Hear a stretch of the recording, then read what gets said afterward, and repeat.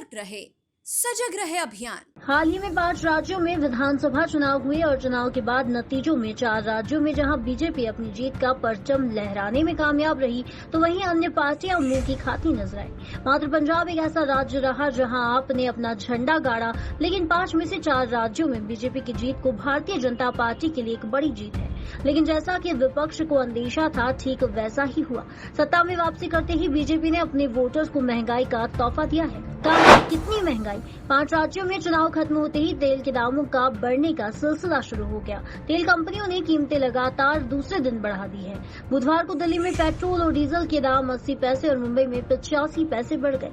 इस बढ़ोतरी के बाद अंडमान और निकोबार के पोर्ट ब्लेयर में पेट्रोल सबसे सस्ता यानी कि 84.30 रुपए प्रति लीटर और डीजल 76.52 रुपए मिलेगा। महाराष्ट्र के परभणी में पेट्रोल 114.80 और डीजल 97.44 रुपए लीटर मिलेगा। इन शहरों में इतने बड़े रेट। 14.2 किलोग्राम वाला घरेलू एलपीजी सिलेंडर मंगलवार से 50 रुपए महंगा हो गया। कई महीनों के अंतराल के बाद एलपीजी सिलेंडर के रेट बढ़े हैं। आखिरी बार घरेलू एलपीजी सिलेंडर के रेट 6 अक्टूबर 2021 को बदले थे। दिल्ली में घरेलू एलपीजी सिलेंडर के रेट 6 अक्टूबर 2021 को बदले थे और दिल्ली में घरेलू एलपीजी सिलेंडर की अब कीमत बढ़कर 949.5 रुपए हो गई है। इससे पहले यह 899.50 रुपए थी। इस वजह से बड़े रेट। पेट्रोल, डीजल और घरेलू एलपीजी सिलेंडर के दाम में लंबे समय से कोई बदलाव नहीं हुआ था। पेट्रोल और डीजल के रेट 4 नवंबर 2021 के बाद से स्थिर है। घरेलू एलपीजी सिलेंडर के रेट में भी 6 अक्टूबर 2021 के बाद से कोई बदलाव नहीं हुआ था।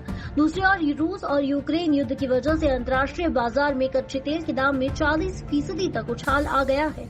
कच्चे तेल में इस महंगाई को कंज्यूमर्स के पास करना ऑयल मार्केटिंग कंपनियों के लिए जरूरी हो गया था और इस वजह से रेट मंगलवार की सुबह ईंधन के दाम बढ़ गए। कांग्रेस ने भी किया कीमत बढ़ोतरी का विरोध। महाराष्ट्र कांग्रेस अध्यक्ष नाना पटोले ने केंद्र पर चुनाव खत्म होते ही लोगों पर अत्याचार करने के आरोप लगाए। वह हाल ही में 5 राज्य उत्तर प्रदेश, उत्तराखंड, पंजाब, मणिपुर और गोवा में हुए विधानसभा चुनाव का जिक्र कर रहे थे। पटोले ने ट्वीट कर कहा था कि भाजपा चुनाव जीतने के बाद जनता से ब्याज सहित बकाया वसूल करेगी। ये थी हमारी खबर और आइए सतर्क रहे, सजग रहे अभियान को जन गण मन तक प्रसारित और पल्लवित करने वाली हमारी संवाद और सहयोग की पत्रकारिता से जुड़िए। Detective group report news channel को लाइक, शेयर और सब्सक्राइब कीजिए।